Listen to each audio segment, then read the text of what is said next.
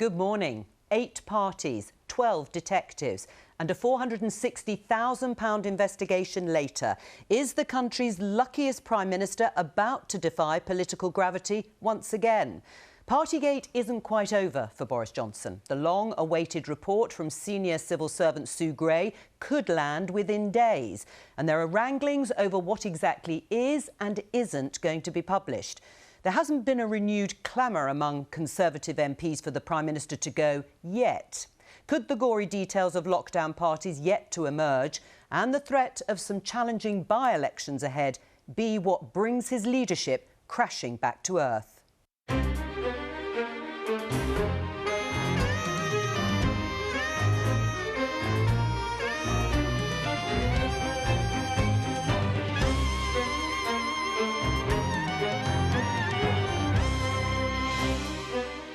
With the Sue Gray report out next week, why did the Prime Minister secretly meet with the woman who's writing it a few weeks ago? What did they talk about? Education Secretary Nadhim Zahawi is here to explain. As soaring gas and electricity prices continue to drive the cost of living crisis, I talk to the boss of one of the UK's biggest energy suppliers, E.ON. How high will bills go and can customers cope? Monkeypox is making headlines. We've got everything you need to know from the woman at the heart of the government's public health team, Dr. Susan Hopkins.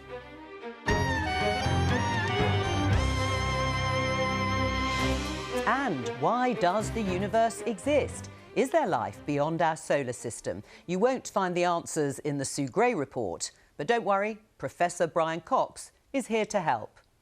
And here to review the papers, property guru Kirstie Allsopp and news website Politico's political editor Jack Blanchard. But first, the news with Seema Katecha.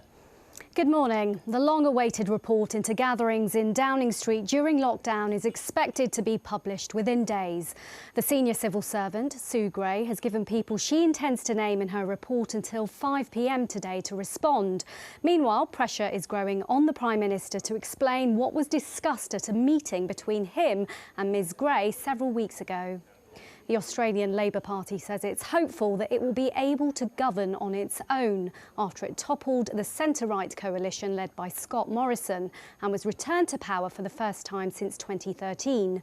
The new Prime Minister, Anthony Albanese, is currently just short of being able to command an outright majority in the country's parliament, with millions of votes yet to be counted.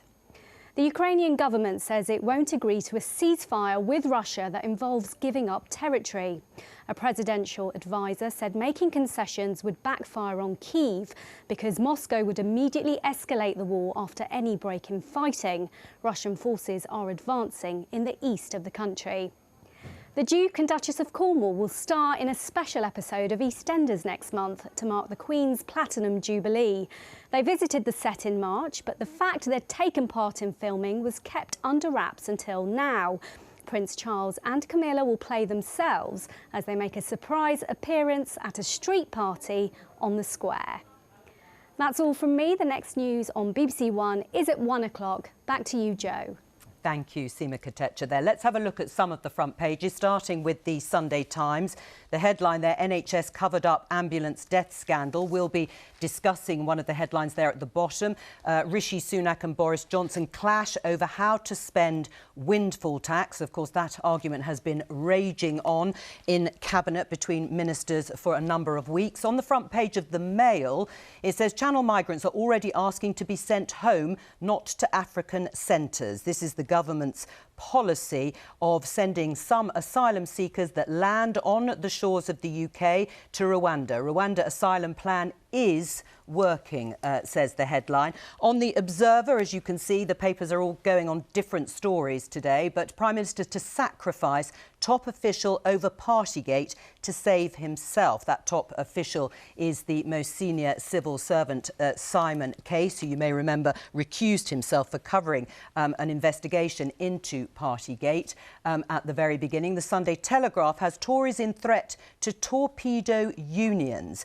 This is the threat and the prospect of a summer of strikes across the rail network. Talk about legislation that wouldn't come in time to necessarily stop those strikes, but later on in the year. On the Sunday Express, free tuition pledge for all pupils. The Education Secretary, as you know, is joining me a little later on in the programme. And in the Mirror, Wagatha Christie exclusive, the case that's gripped the nation. Colleen, it's in the bag. Let's go to our guests and the paper reviewers. Jack, let's start with the story in The Observer, extensively covered, which is this Sue Gray investigation of Partygate. We've been waiting for a very long time, and she was told, of course, not to publish it while the police investigation was going on. How much danger is the Prime Minister still in? Well, it feels like he's through the worst of it, to be honest, but this is going to be another big moment, and perhaps the last big moment in this never-ending saga. Westminster is very much on tenterhooks this week. We don't know for sure we're going to see the report this week, but we are expecting that to happen. Sue Gray's report is going to give, in what the Observer calls gruesome detail, party by party, exactly what went on at Downing Street during those lockdown months in 2020, and it's going to make pretty grim reading for the Prime Minister and others who work there as well. The speculation, although again we don't know this for sure, in The Observer is that Simon Case, the Cabinet Secretary and the top Whitehall official, may lose his job over this, and it certainly would be very Boris Johnson, wouldn't it, if all of those around him were sort of moved out and the Prime Minister strode on triumphantly out of this. Simon Case hasn't actually been fined, has he? Simon Case has not been fined, although he has been accused of hosting his own lockdown event, maybe party. We don't really know the detail, and that is one of the things we should find out in this report. And the other thing that's going to be fascinating in this report, the thing that I think journalists are particularly excited by, is the prospect of photos being published. Now, there are apparently dozens, perhaps hundreds of photos that have been taken at some of these events.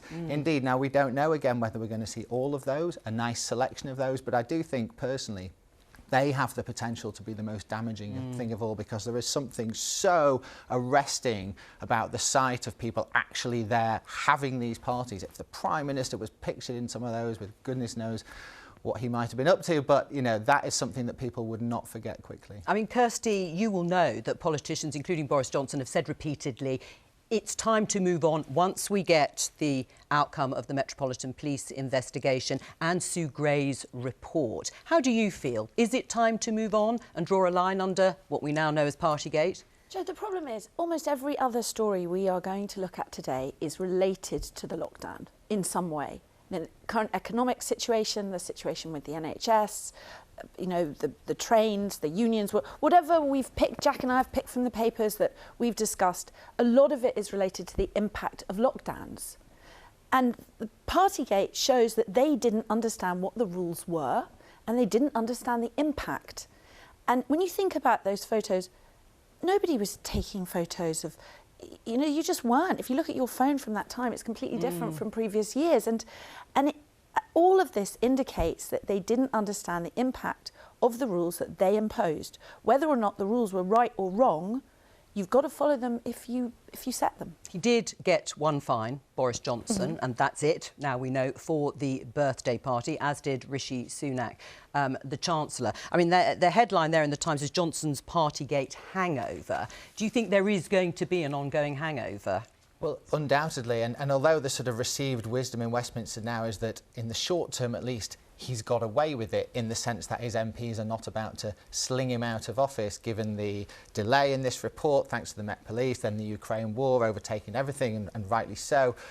You know, that might be the case for now, but the real question is, are voters going to forgive him for what happened? And so far, there is no evidence at all that they do. His polling has not recovered. Focus group after focus group shows how angry people still are about this. And so the big problem for the Prime Minister is not what happens this week, but how does it impact the next election? Well, you said, Kirstie, the issue of the cost of living is in sharp focus. Yes. You've picked out a story there in the Mail.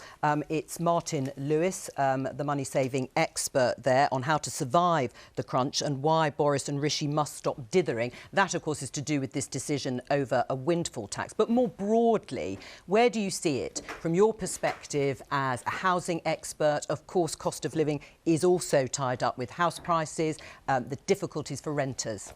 The difficulties for renters are that Airbnb and other similar websites didn't exist a few years ago, and now landlords are putting their properties on not with 2, 3, 4-year contracts, but with these short-term contracts because they get more money. And we've got 4 million more renters than we did 20 years ago, and they are in a very difficult position because if your landlord serves you notice and you have to move, that is incredibly expensive. It is an additional cost.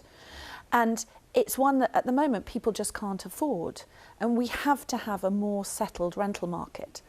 Aside from the fact that the purchase prices are just going up and up and up, and it's a more heated market than I've ever seen in my entire life. And has that surprised you? We all thought when COVID first came that there would be an impact, and it would be a negative impact on property, but it seems to have been the opposite. Now, it's not a positive thing, but it is up, up, up. It does seem amazingly heated and continuing to be. Of course, the biggest problem for politicians and parties over the years has been building more houses in the numbers that they need to. And then, in terms of cost of living and how to tackle it and help those who need it most, Jack, the story, of course, is about this windfall tax. It has been going on for so long about whether they are going to do it. Do you get a sense that they are? I think we're inching in that direction. I mean, this is the absolute will they, won't they story of this summer, isn't it? It's not a very Tory thing to do, but Labour have come out hard with a windfall tax on energy companies, and the reality is that the public really like the idea. You look at the vast profits these companies are making, people are looking at their own energy and fuel bills going through the roof, and it feels like the right thing to do, and that is the problem that the Conservatives have got. The story in the Sunday Times today, Tim Shipman's piece, pretty authoritative on this, suggests that Rishi Sunak is now moving in this direction, but trying to figure out a way that feels a bit more conservative. And the idea being floated here is that maybe these companies would get to pay a reduced rate of tax if they invest some of these vast profits in the economy, which is, of course, one of the things that everybody wants them to do. Jack, I don't know about you, but my thing with the windfall tax is how are they going to distribute the money they get in? It's not so much whether they decide to get it in, it's how they can get it to the people most in need as fast as possible. Someone suggested to me yesterday that reducing VAT was the quickest way to help the poorest because they're impacted most by VAT. But I'd like to hear from Rishi Sunak, as you know, and on the same day he says if there is going to be a windfall tax, what is he going to do with it? And that is the other big discussion going on in government. How much more help do they think they can afford to offer, and what would it look like? There are other ideas around warm home discounts, essentially giving money to help people to pay these enormous energy bills that are just going up and up and are going to go up again. But it's important to say as well that the Conservative Party is not agreed on this, and if you look at the story in the Sunday Telegraph, and it's elsewhere as well, there are senior cabinet ministers coming out this weekend saying, I don't want a windfall tax. Brandon Lewis has said it, Sajid Javid, the former Chancellor, has said it, and so this is not an easy ride. In fact, the Prime Minister ideologically definitely doesn't like the idea either. And so, this is not a settled view, but I think you come back to just the simple polling on it. This is like 80% of the public very popular. Like this idea. You've got the opposition saying, do it, do it, do it. It's very difficult for the government not to be seen to be acting. Kirstie, can I get you to take us through the story? We're going to skip ahead just a little bit in the Mail, which is NHS boss ramps up pressure on hospitals over visitor rules, because this is something close to yours and many people's hearts in terms of access to relatives and friends they may have in hospital. Jo, it's incredibly important. People have been, frankly, tortured for the last 2 years, and it's gone on far, far longer than it should have. This is NHS England, which has said we don't know what's going to happen in Scotland and Wales, but people are still being barred long term for weeks and weeks and weeks from seeing relatives who have had strokes, who are having major surgery, and it's not good enough, and it should never have happened. And I hope it's addressed when we do have an opportunity to talk all things COVID next year. I hope it is addressed. Well, I mean, she is certainly, Amanda Pritchard, if not mandating it because she probably can't, is asking hospitals to look at individual setups around the country. If she can't mandate it, one wants to know why, really. Thank you very much to both of you for joining me here. And now to the weather. I think it's going to be quite nice when we leave the studio. Over to Susan Powell. Good morning. The sun is battling through the cloud at the moment, Joe. In some areas, though, as the sun comes out, what we'll tend to see are some showers developing. So no guarantee with the sun that you're in for an entirely dry day, aside from areas closest to high pressure, which means southern counties of England and East Anglia, the high stretches in here from the near continent. And it will stay fine here throughout the day today, and it should turn out to be somewhat warmer than yesterday as well. Elsewhere, quite a veil of clouds spread out across the UK at the moment, but thinning and breaking all the while across the Midlands and for northern England. Sunny spells, I think, for the afternoon. But if we look in closely, you can see just the odd shower perhaps showing its hand, maybe the odd one for the southwest of England, but perhaps more so around Cardigan Bay this afternoon and stretching into the northwest of England across to the Pennines. A little bit cooler with a little bit more cloud here, so temperatures 18, 19 degrees. These showers across Northern Ireland and southern Scotland could turn out to be heavy and thundery through the afternoon. For northwestern Scotland, it's a stubborn band of cloud and rain, a weather front in place. It will stay grey here and consequently somewhat cooler. And then Monday, well, there's a chance of rain just about anywhere across the UK, perhaps some particularly heavy downpours across eastern England. And it is looking cooler for the first half of the week ahead, but it should settle down once again, I think, by the time we get to Friday and next weekend. Food prices are rising, fuel costs are rising, but what's really driving this cost of living crisis is the price of energy. Bills jumped by 54% in April as the energy price cap rose to reflect the international cost suppliers pay for gas. In October, it's going up again. By how much could determine whether thousands of families can afford to heat their homes this winter. Michael Lewis, the boss of one of Britain's biggest energy suppliers, E.ON, joins me now. Welcome to you. Michael, I want to just get a sense of the scale and really the depth of the problem that is being faced by millions, no doubt, of your customers. Are you already seeing an increase in the number of customers who can't pay their bills? Well, first of all, just to comment on the macro picture, as you've already mentioned in your introduction, this is unprecedented.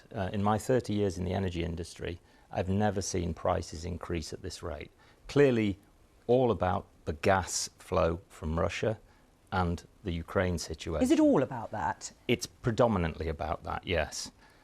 The problem is the gas price has gone up very significantly. The gas price also drives the electricity price because the gas generation sets the price for electricity. So that's why both have gone up. So it is unprecedented and we don't know what's going to happen in October. What we do know is that we are seeing a significant number of people in fuel poverty. That's to say more than 10% of their disposable income spent on energy. And that's risen to around 20%. And in October, our model suggests that that could rise to 40% if the government doesn't intervene in some way. Right, up to 40%. And for you and for your company, what is the increase specifically in the number of customers who you feel now or know can't pay their bills? Well, that gives you an indication, the Yes. number being in fuel poverty. What we know is there are around about 1 million of our 8 million accounts that are already in some kind of arrears. Now, not all of that turns into bad debt. Some people are just late payers. But we expect that number to increase by around 50% come October when the price rises again. So it's a very, very significant impact. And that's why we've called upon the government to take more action. We do need more intervention in October, and it has to be very substantial. You'll be talking to those customers all the time, Yeah. I'm sure. What are they actually saying to you? What are the anxiety levels like? Well, it's very, very difficult, particularly for people on benefits or very low income. I read emails from customers regularly. I listen in on calls and, frankly, some people are at the edge. They simply cannot pay. And that will get worse once prices go up again in October, because, of course, we're entering the summer period now when people are turning their heating off anyway. October, we'll see a price rise and an increase in consumption. That's when it's going to hit, and that's why we've called for more intervention from government in October. I'm going to ask you what you think that intervention should actually look like and how much you think the government should be stepping in terms of paying or providing grants for those bills. But let's stick with the customers for the moment. They're in touch with you. They're already talking to you about it. What are you saying to them? What reassurance can you give them? Well, there's several things we try and do. We have a number of schemes we can help. For instance, the Warm Home Discount Scheme, the Eco Scheme, where we can help with energy efficiency, and we try and identify those customers who are really struggling, and we have the E.ON Energy Fund where we can make direct payments to them. So there's a whole host of things we can do directly, but the scale of this is simply too big for us to manage at the moment.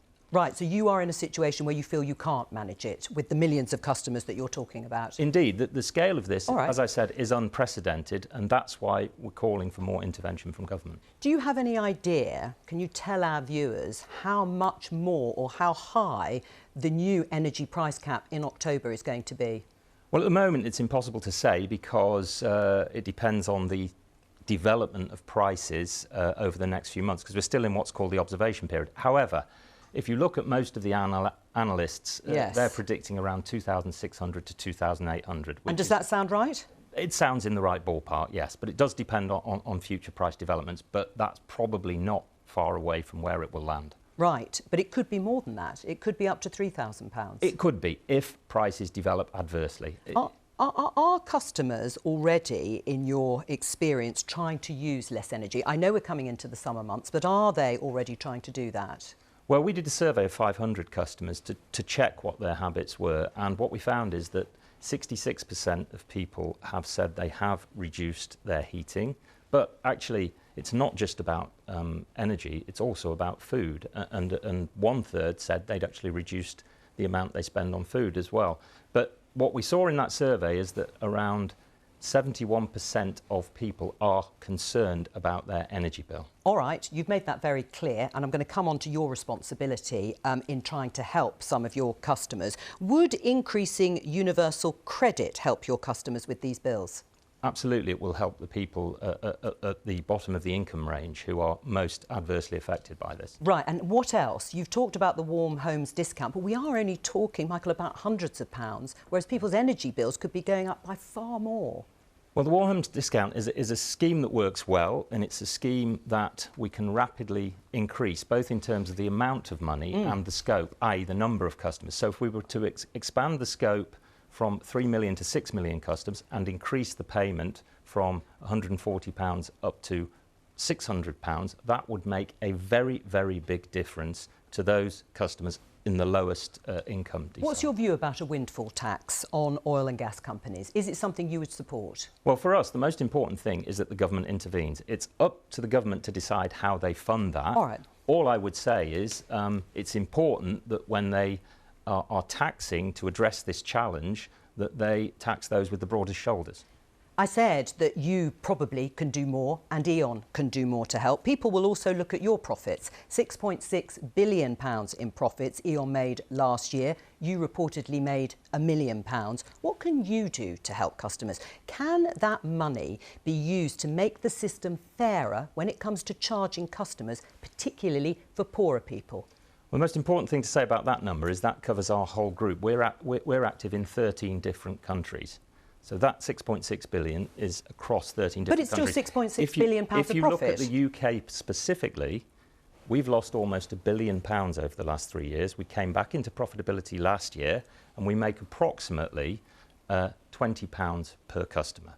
That's our profit. But you're keen to see the government. You're keen to see the government intervene, and I understand that. But what people may say that overall, I take your point about the UK arm of E.ON. Overall, it is still £6.6 billion in profit. Let me just give you an example of the system that will seem rigged against poorer customers, not deliberately, but still rigged. If I'm an E.ON customer in the East Midlands, paying via direct debit, the standing charge I pay for electricity is 42.6 pence per day.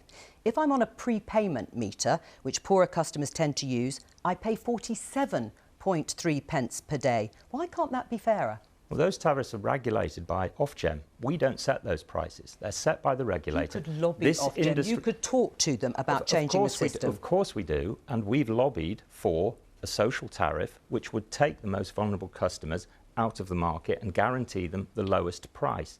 But as things stand at the moment, those prices are regulated by Ofgem, and the reason why the standing charge has gone up so much, by the way, is because of all of the supplier failures we saw last year. That's now come into our bills, and it's £68 per customer, 20 pence a day, to pay for the chaos and failure of 6 months With all due respect, pre-Christmas. Michael, you are the head of an extremely profitable overall company, E.ON, supplying energy to millions of people.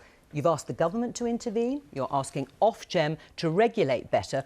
What's your responsibility?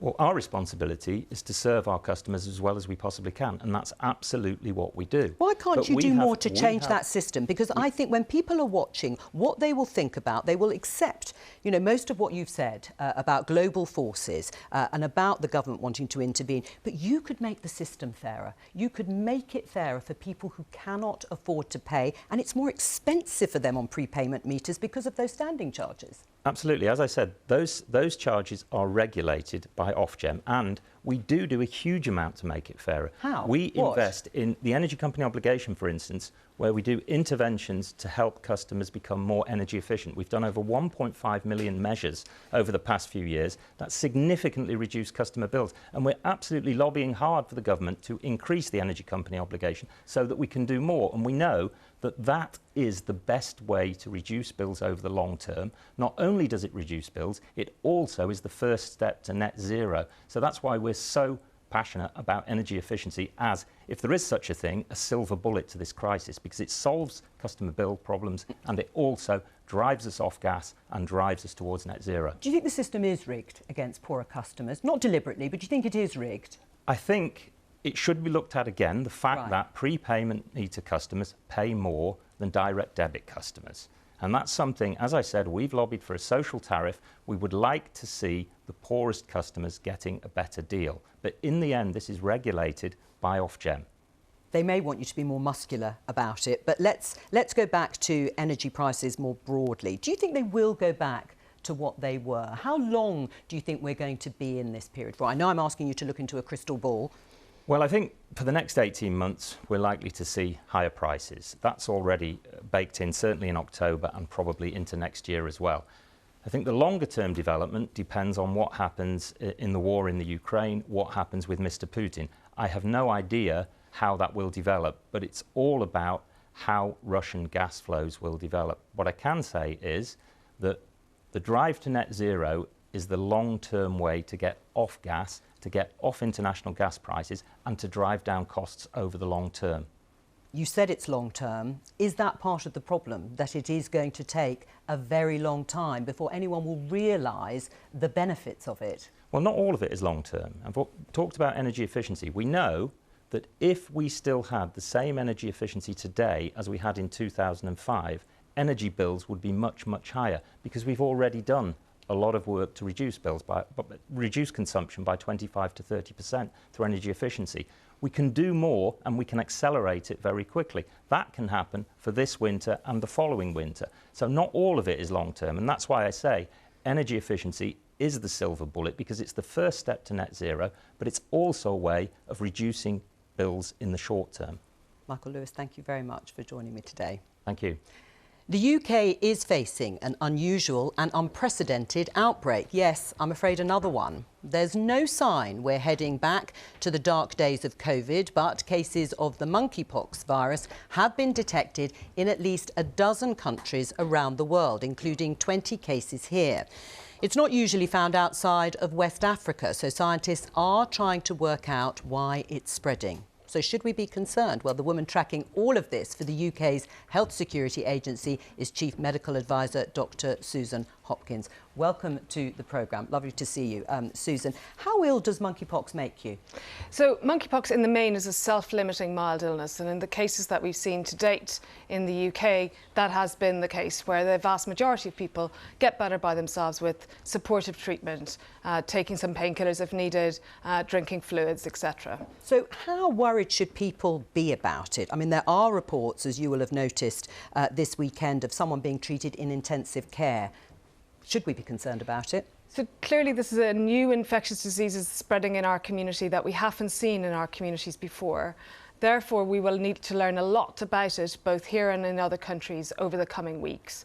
We do know from reports from Africa, where this disease has circulated in outbreaks over many years, that there are certain individuals who are much more at risk of severe disease, particularly immunosuppressed individuals or young children. In adults, we think it's relatively mild, but again, we will learn more. Right. I mean, on Friday there were 20 cases. Have you found any more since then? So we, again, will be releasing updated numbers tomorrow with the over the weekend figures. We are detecting more cases on a daily basis. And I'd like to thank all of those people who are coming forward for testing to sexual health clinics, to the GPs and emergency departments. I mentioned those reports of someone being treated in intensive care. Can you confirm those reports? We don't confirm individual reports on individual patients. So do you understand why this spike of cases is happening in Europe now? So we know that there's been a period of restrictions across Europe, and we don't know where this infection has come from and how it's come into Europe. But no doubt it has come in at some point and then moved and managed to get into the networks that we're seeing the infections in. There's no obvious connection in our cases in the UK to a single event, but many people are reporting lots of different events that they've been to and lots of different contacts, close contacts with people, and also sexual contacts. That is a very good form of close contact that can allow transmission to occur. Right, and you've talked about the close contact. That has led to some warnings about summer festivals, the holidays in general, because obviously kids will be out of school and there'll just be a lot more mixing. Is that something that we should be worried about? So the risk to the general population remains extremely low at the moment, and I think people need to be alert to it. We really want clinicians to be alert to it and send the test if they're concerned. From the point of view of the general population, I think the important things that we talk about regularly: if you're feeling unwell, stay at home and avoid contact with others. If you develop a rash, immediately seek medical care, either by calling your GP or calling a sexual health clinic, whichever is more convenient for you. But what we're saying to people is that if you've got symptoms, avoid close contact with others and seek medical attention. You've mentioned a couple of the symptoms. Just again, set those out for people so that they will recognise them. Yeah, so the early symptoms, like with many infections, are non-specific. So it feels like a viral type infection, right, as we've all known about for the last while. So again, if you've got one of those, we advise people to stay at home, and we would continue to advise that. In the later stage, people develop a rash. The rash is usually on the face or the hands or the arms, and it can go to the genital area. It starts as a sort of red spots and then moves into vesicles. Those are little blister-type lesions, right, that look a little bit like chickenpox, and then they scab over. And once the scabs have fallen off, people are no longer infectious. OK, and at that point, they're no longer infectious. Exactly. Community transmission, is that going on? Well, absolutely. We are finding cases that have no identified contact with an individual from West Africa, which is what we've seen previously in this country.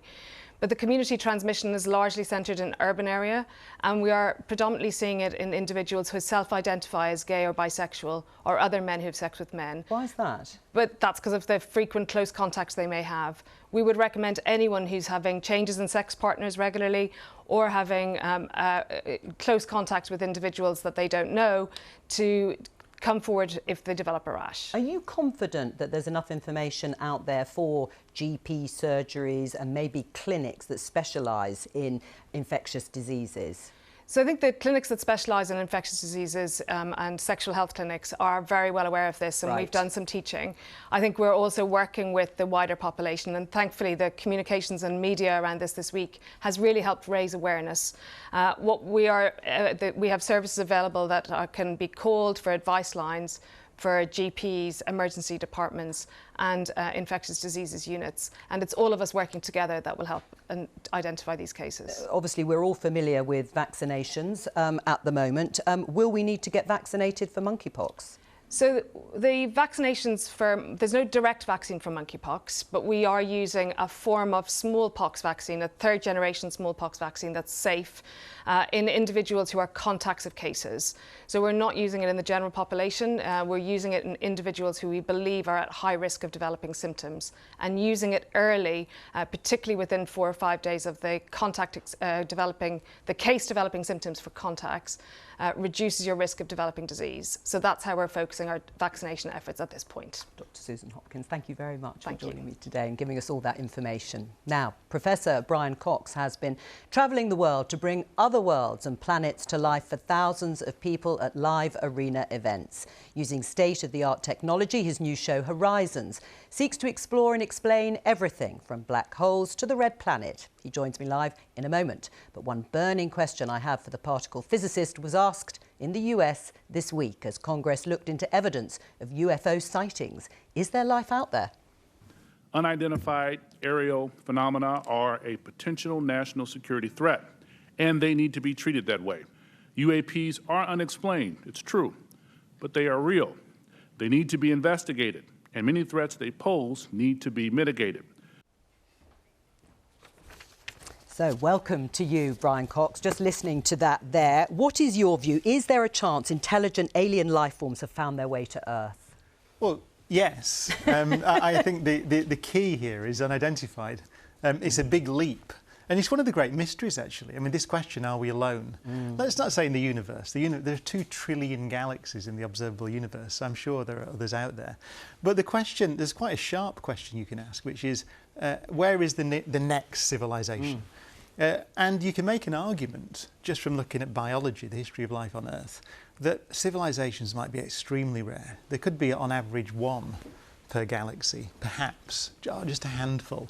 And that's interesting because there are 2 almost mutually exclusive ideas there. There are 400 billion suns in the Milky Way galaxy, so we are physically insignificant on this world, there's no doubt. But imagine this is the only place where there are collections of atoms that can think and you know, build a civilization. It is hard to get your head round the idea that, as you say, we are literally sort of microscopically small when you look at the universe in its entirety. But in terms of intelligent life forms, let's use that expression, what do you think? Well, I mean, the correct answer is we don't know, which is why it's worth looking, and we do look. So you are curious, obviously. My view, if I was to guess, if you forced me to guess, I would say there may be microbes all over the place. That's why we're looking for life on Mars, for example. But in terms of intelligence, just one thing to think about. The origin of life on Earth, it looks like we have good evidence life was present 3.8 billion years ago. And the first civilization to appear on Earth was about now, give or take. So it took the best part of 4 billion years to go from the origin of life on Earth to a civilization. And that's 1/3 of the age of the universe. And that is a long time. So that may indicate that microbes may be common, but things like us may be extremely rare. It's interesting that it's so philosophical, because when you think of physics and science, you don't always or automatically think of the big philosophical questions. How much time do you spend sort of dwelling on it? Oh, a lot. And you mentioned the live show. It works on multiple levels. And one of the levels is the question, you know, I just said there are 2 trillion galaxies in the observable universe. There is a legitimate question. What does that mean then? And that's not just the province of science. In fact, I think cosmology, more than any other science, raises questions that transcend science.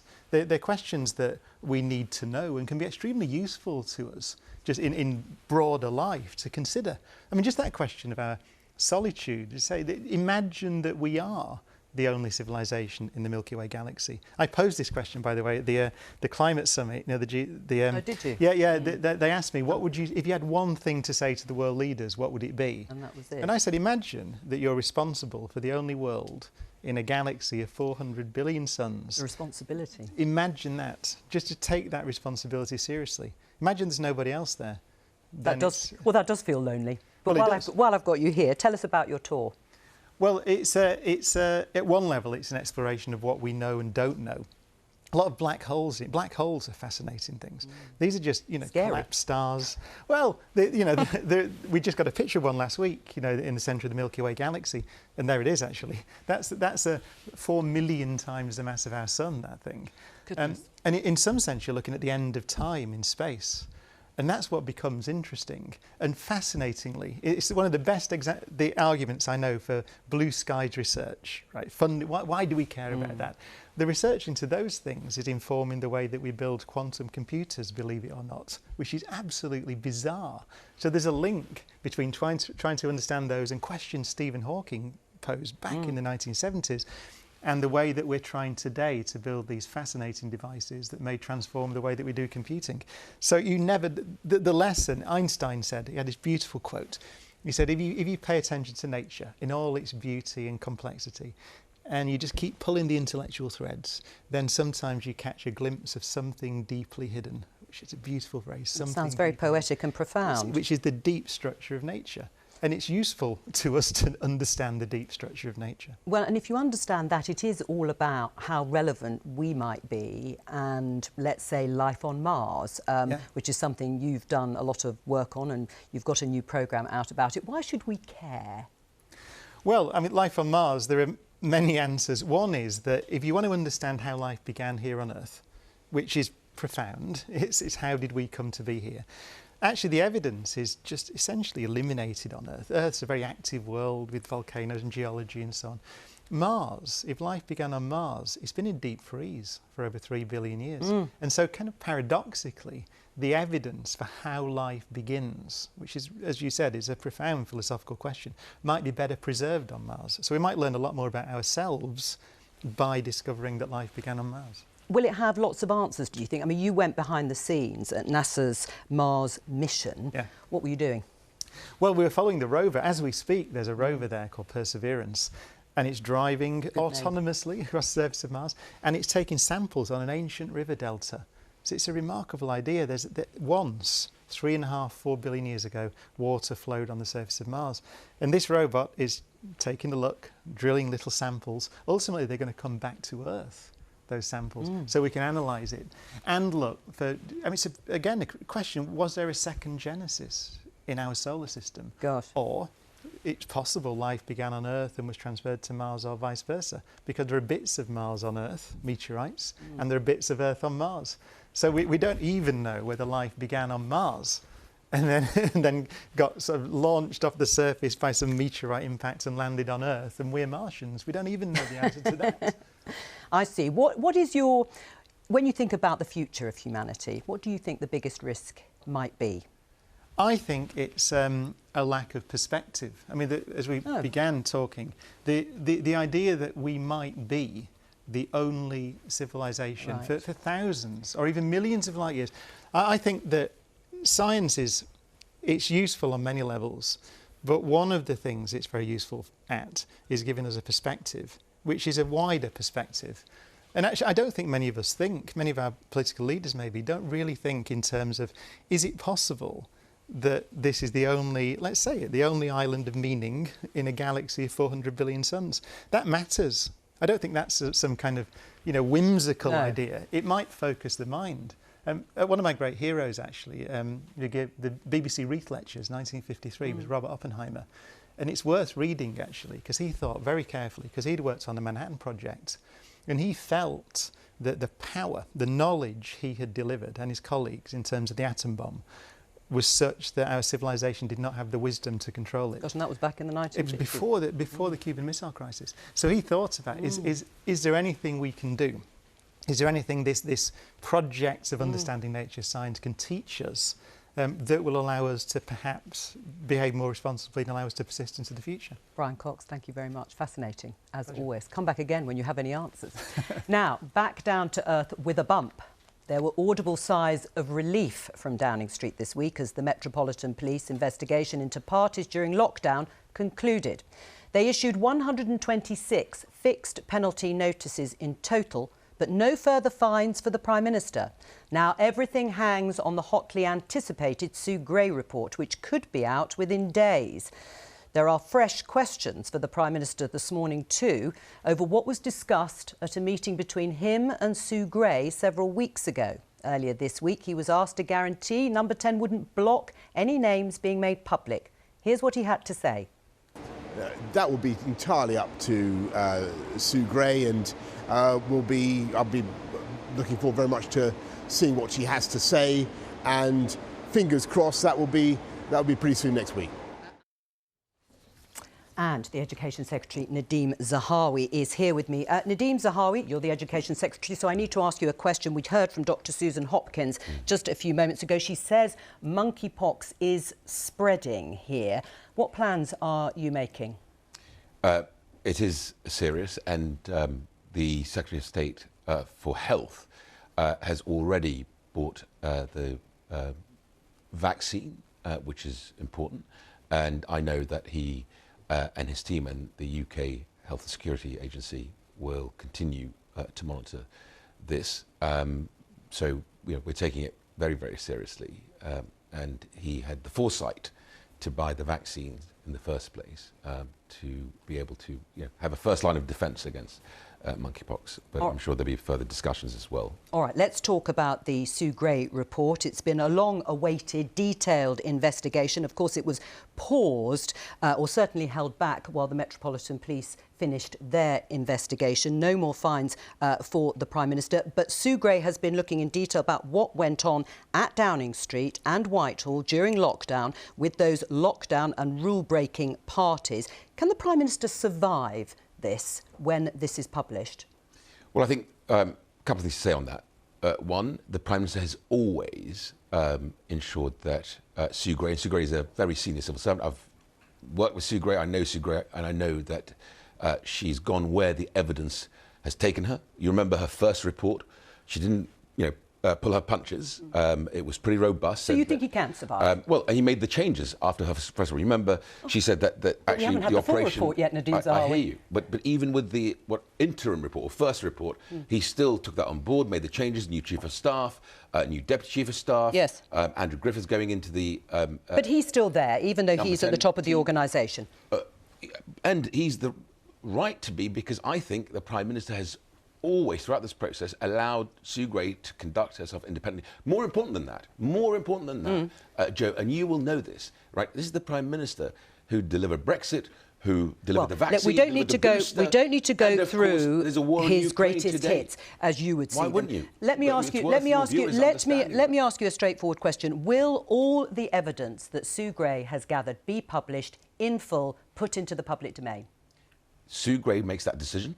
Sue Gray has complete control over this. I haven't seen the report. She will publish that report when she thinks you'd welcome it. It's right. I would absolutely welcome it. It's the right thing to do. And I think it's important that the Prime Minister then come back to the dispatch box and respond to that, as he has promised he would do. So ultimately, what matters is people understand what happened and then learn the lessons from it. So you would be pleased to see all the photos, all the CCTV, all the WhatsApp messages that Sue Gray has looked at in detail. You'd want to see it published? I want to see Sue Gray publish what she thinks is right and appropriate. She, after all, is a formidable civil servant with a level of professionalism and integrity that is unquestionable. Right. She's been allowed to follow the evidence. She makes that decision, and we will all then see the report. Ministers and, of course, the nation and Parliament. She is formidable, as you have said, but the Prime Minister is her boss. That's right, isn't it? And we now know that several weeks ago, the Prime Minister had a secret meeting with Sue Gray, the civil servant responsible for writing the report into the Partygate scandal that could determine his political future.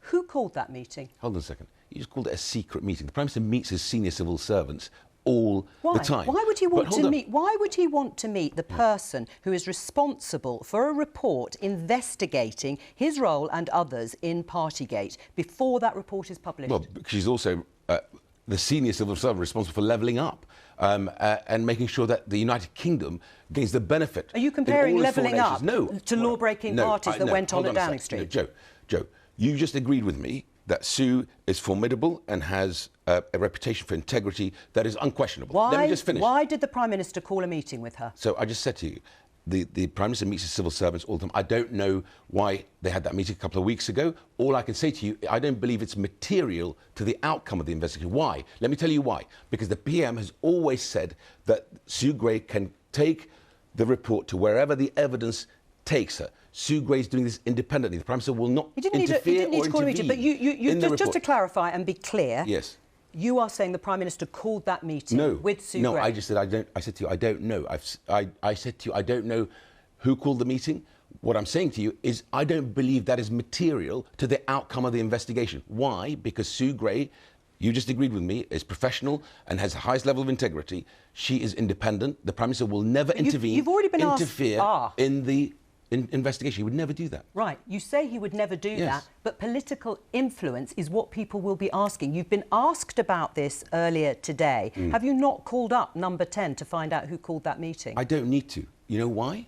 Well, who did call it then? No, hold on a second. Because first of all, I don't need to, because I don't believe that having a meeting with your senior civil servant is material to the outcome. That civil servant is independent in their investigation and has the highest level of professionalism and integrity. The Prime Minister has made it very clear that he has never intervened or will seek to intervene or interfere with the investigation. What is material is Sue's able to publish the report that she will publish. No, I'm afraid there's a problem here. No, do you not think the public... Well, you're saying there isn't. You No. don't need to know. Do you think the public need to know? Because politicians, including the Prime Minister, have said repeatedly, we need to draw a line under this. We need to move on. We need to be transparent. What is transparent about a meeting between the Prime Minister and the person responsible, potentially, for deciding his political future? Why doesn't the public have a right to know who called that meeting and what happened? I've just tried to explain to you that the Prime Minister meets his senior civil servants all of the time. His diary has many meetings. I've seen reports that Sue Gray's suggested the meeting, but if you ask me about my own diary, and you say to me, Secretary of State, who put that meeting in the diary? So a diary secretary may put the meeting in the diary. I don't think that's material. You're throwing mud at something which doesn't exist. No, I'm not throwing mud at anything at all. I'm asking you to explain to our viewers why the Prime Minister thought it was necessary to meet with somebody who could decide his political future. How do you think that looks unless we know for sure who called whom? The government says she summoned him, and they talked about whether or not she was going to release photos with the report. She says he summoned her and no photos were discussed.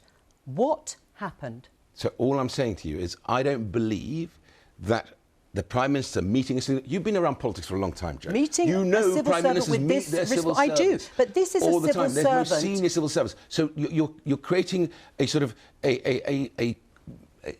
dare I say, a cloud of sort of uncertainty around this when there isn't one. Clear it up. Well, I am telling clear you. it up. I've just said clear to it you. up for us. Right. Did Boris Johnson call Sue Gray, or did Sue Gray say, I'd like to have a meeting with you? Well, the way I will clear it up for you is Boris Johnson has always said he will not interfere or intervene in Sue Gray's investigation. What does this look like? And he has not done that. Can you...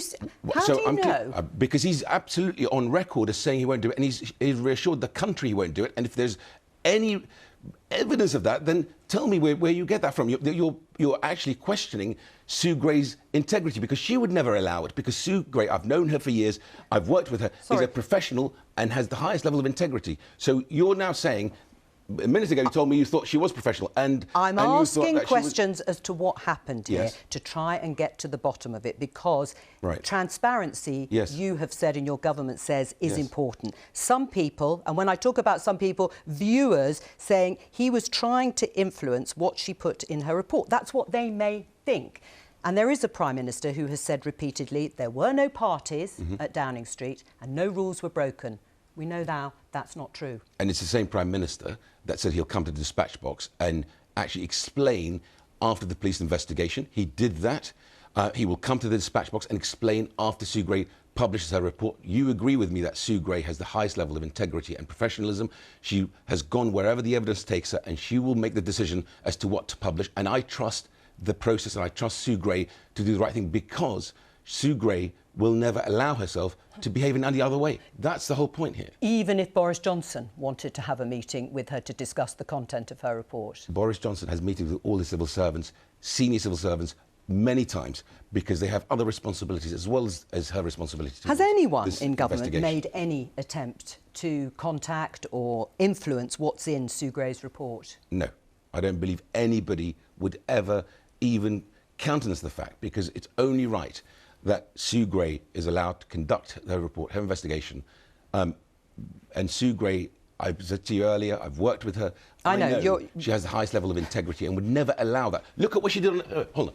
We have evidence here, right? I'm not questioning Sue Gray. I'm only really interested in the Prime Minister here. We have evidence here, right? Because you judge someone on their track record.